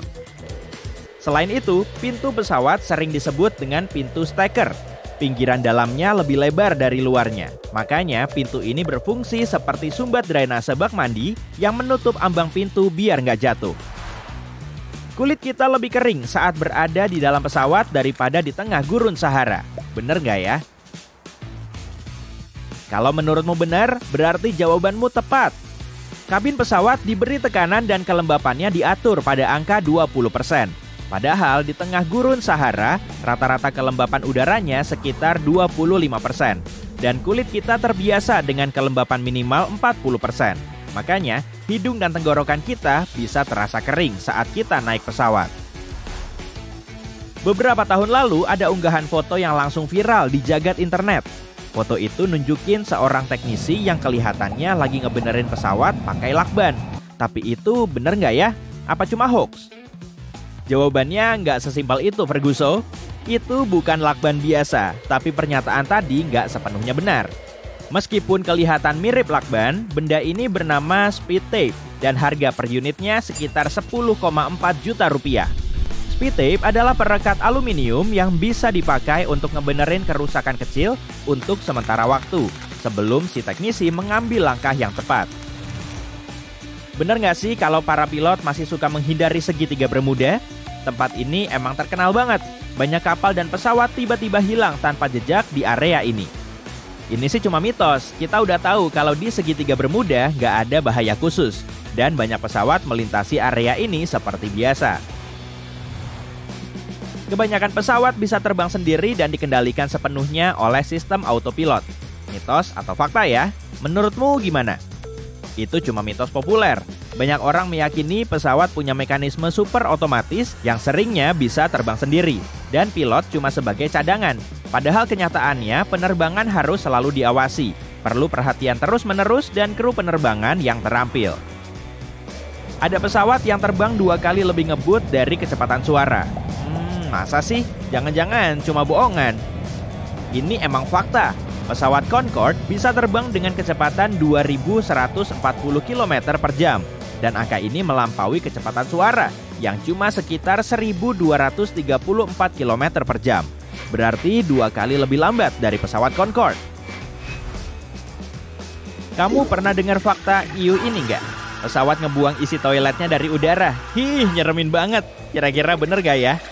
Untung itu cuma mitos. Jadi nggak bener sama sekali. Toilet pesawat memakai sistem berbasis vakum untuk mengangkut kotoran dari kloset ke tangki khusus. Tangki ini berada di belakang pesawat dan cuma dikosongin saat di darat. Pertanyaannya sulit nih. Saat pesawat terbang ke timur, kecepatannya akan naik. Emang bisa ngaruh ya? Bisa dong. Hal ini bisa terjadi karena arus jet alias angin di ketinggian. Kecepatan angin ini berkisar dari 241 sampai 482 km per jam. Sedangkan planet kita berputar dari barat ke timur. Jadi pesawat yang bergerak searah bisa menambah kecepatan dengan memanfaatkan angin ini. Menurutmu pilot bisa ngontrol aliran udara biar penumpangnya cepat ngantuk dan hemat bahan bakar nggak sih? Ini sih jelas mitos. Kalau kamu nanya kayak gini ke pilotnya langsung, mungkin mereka akan bilang konyol. Yang nentuin kadar oksigen di dalam kabin adalah presurisasi. Kalau ini gimana?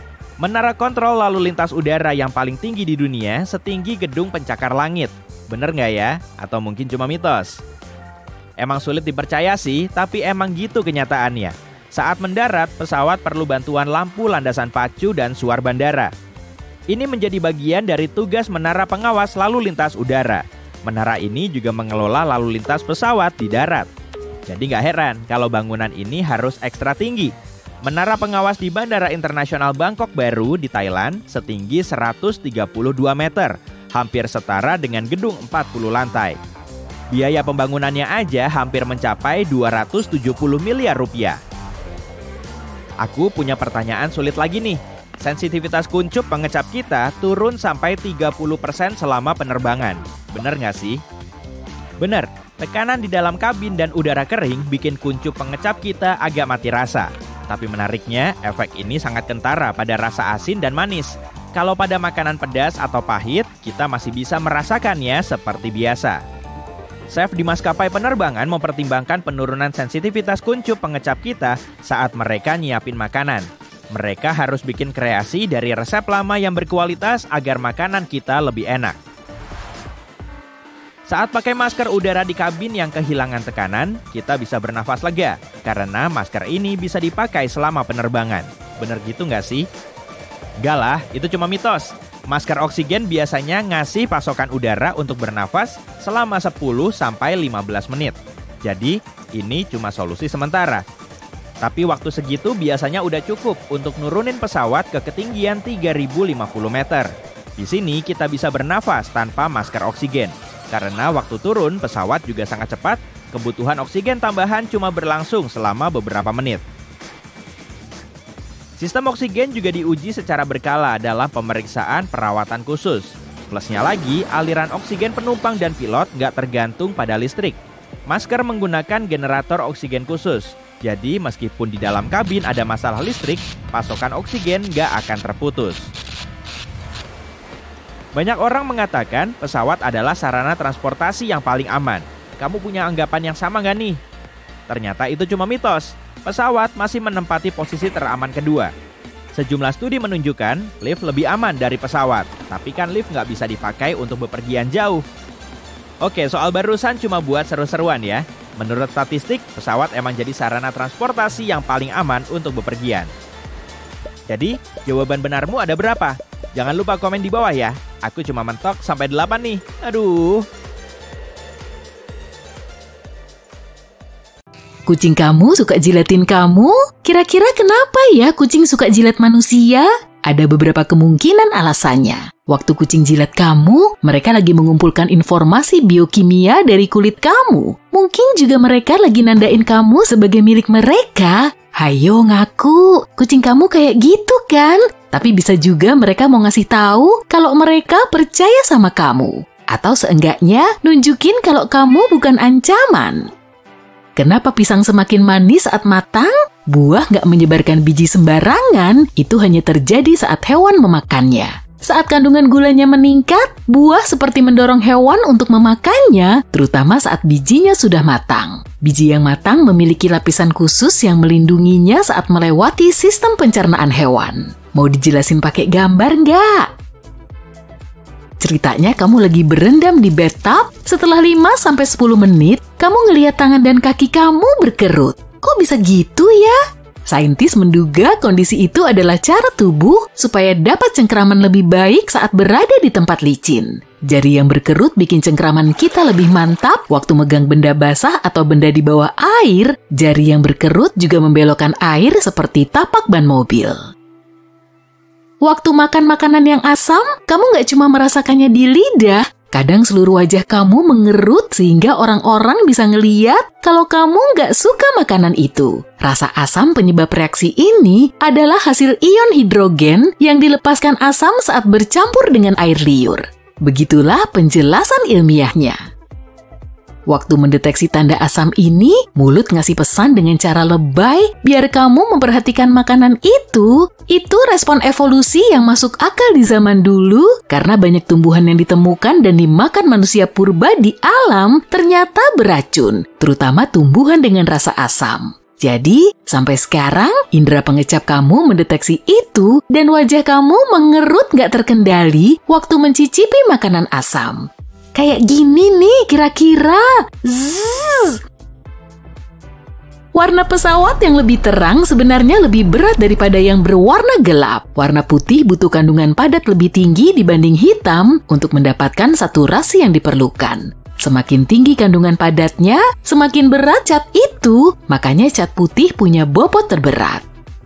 Meski begitu, pesawat putih lebih efisien daripada pesawat hitam, tapi tergantung sih. Cat putih memantulkan lebih banyak cahaya matahari daripada cat hitam. Masing-masing warna menyerap panjang gelombang cahaya berbeda. Nah, benda putih lebih lama panas dibandingkan benda berwarna gelap. Ini bikin interior lebih adem, makanya pesawat putih lebih gampang menjaga kesejukan. Kalau teh panas berasa aneh waktu diminum dari gelas plastik, nggak usah panik. Itu bukan perasaan kamu aja. Kamu mungkin bayangin tehnya melarutkan sesuatu dari plastik, padahal enggak kok. Rasa nggak cuma ditentukan oleh indera pengecap, tapi semua indera. Makanya mousse strawberry lebih manis di piring putih daripada hitam, dan kamu ngerasa keripik lebih renyah waktu terdengar suaranya. Atau coklat panas lebih enak waktu diminum dari gelas berwarna oranye. Kita terbiasa dengan minum teh panas dari gelas keramik, makanya ngelihat teh di gelas plastik bikin kita mikir kalau teh itu nggak akan terasa enak. Flamingo sering berdiri dengan satu kaki. Ada teori yang bilang kalau itu ngebantu mereka menjaga panas tubuh. Buktinya, mereka lebih sering mengangkat satu kaki saat berada di air daripada di darat. Teori lain meyakini kalau ini cara mereka menghemat energi. Saat berdiri dalam waktu lama, burung ini jauh lebih stabil jika mengangkat satu kaki karena mereka bisa mengunci tendon dan ligamen di kaki mereka dalam posisi stabil. Artinya, otot mereka nggak harus bekerja keras untuk diam di satu tempat. Lagi pula ini sebenarnya tampilan klasik kan? Kenapa bunyi yang berulang bikin kita kesel ya? Jawabannya gampang. Bunyi itu terus menarik perhatian kita dan bikin kita nggak fokus sama hal lain. Emang sih, kita cepat berhenti bereaksi sama bunyi berulang seperti bunyi jarum jam. Tapi ada beberapa bunyi yang nyebelin banget. Misalnya tetesan air dari keran. Kita terganggu karena nggak bisa mengendalikan bunyi itu. Kamu nggak akan sebal kalau tahu kamu bisa menghentikannya. Kenapa semua planet mengelilingi matahari ke arah sama? Kita harus kembali ke 4,6 miliar tahun lalu. Luar angkasa pada saat itu nggak kosong meskipun tata surya kita belum terbentuk. Ada awan debu dan gas di tempat matahari dan planet-planet kita sekarang. Awan ini kayak nebula surya. Nah, awan inilah yang membentuk tata surya kita. Nebula adalah awan gas dan debu besar yang letaknya di antara bintang. Nantinya awan ini membantu membentuk bintang baru bersama dengan planetnya yang mengorbit bintang itu. Saat nebula ini terpecah, inti massa yang berada di tengah membentuk matahari, sementara bagian lainnya menyatu dan membentuk planet-planet bersama satelitnya dan benda langit lain seperti asteroid. Materi itu berputar cepat, prosesnya agak mirip adonan pizza yang dibentuk menjadi cakram yang semakin besar. Karena awan itu sejak awal bergerak ke arah tertentu, semua planet punya bidang orbit yang sama, harus terjadi peristiwa besar untuk mengubah orbit planet dan memaksanya mengorbit matahari ke arah berlawanan.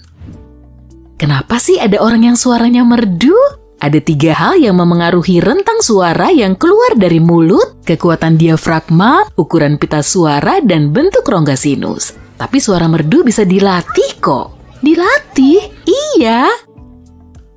Pada tingkat dasar, kamu mendengar nada dan mengulanginya dengan suaramu. Tapi perbedaan antara bisa menyanyikan nada yang benar dan memiliki suara merdu berhubungan dengan ribuan kontraksi otot kecil yang seringkali nggak disadari. Kontraksi itu menyesuaikan mekanisme otot di tempat kamu menghasilkan suara dengan emosi selagi bernyanyi.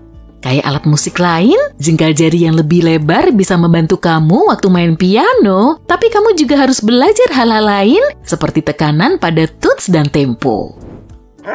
Kenapa anjing bisa mendengar frekuensi suara yang lebih tinggi daripada kita? Manusia mendengar frekuensi sampai 20 kHz dan anjing sampai 45 kHz. Hampir semua mamalia bisa mendengar frekuensi lebih tinggi daripada vertebrata lain. Burung mendengar sampai 12 kHz, tapi reptil, amfibi, dan ikan cuma sampai 5 kHz. Mamalia perlu mendengar frekuensi tinggi bukan untuk berkomunikasi, tapi biar mereka bisa tahu asal suara itu. Mamalia punya cara mendengar spesial, namanya binaural spectral difference cueing. Jadi otak kita membandingkan rentang frekuensi suara yang masuk ke masing-masing telinga. Kepala membayangi satu telinga, jadi sebagian frekuensi diserap dan otak kita lebih banyak menyerap frekuensi tinggi dibanding frekuensi rendah. Semakin kecil kepala, semakin kecil dampaknya pada suara frekuensi rendah. Makanya hewan itu harus bisa mendengar frekuensi tinggi supaya bisa mendengar spektrum suara yang lebih luas. Tikus harus mendengar sampai 90 kHz, sementara gajah cukup 10 kHz. Kepala anjing lebih kecil daripada kita, jadi mereka masuk kategori menengah. Kenapa air laut asin? Secara kimia, garam adalah natrium klorida. Tapi garam di laut nggak cuma mengandung 2 ion ini, ada banyak ion lain seperti kalsium dan magnesium. Sebelumnya, kebanyakan ion ini berbentuk padat seperti batu di daratan. Angin dan hujan mengikis batuan ini sampai perlahan hilang. Jadi bisa dibilang sebagian besar garam di laut berasal dari batuan. Mineral dari batuan ini larut ke sungai yang kemudian terbawa ke laut. Sekitar 85% ion laut adalah natrium dan klorida, sedangkan magnesium dan sulfat membentuk sekitar 10%-nya. Sebagian garam nggak selamanya ada di laut, banyak garam di air laut dikonsumsi oleh hewan. Tapi berkat pasokan limpasan yang stabil dari permukaan, nilai salinitasnya cukup konstan. Laut punya satu sumber lagi untuk dapat kandungan garamnya, yaitu dari cairan hidrotermal. Ventilasi laut dalam dipanaskan magma yang berasal dari bawah kerak bumi. Saat cukup panas, terjadi reaksi kimia di antara air laut dan semua mineral dari batuan di sekitar ventilasi itu. Makanya, setiap bagian laut menjadi asin, tapi nilai salinitasnya bergantung pada lokasi. Jadi begitulah penjelasannya.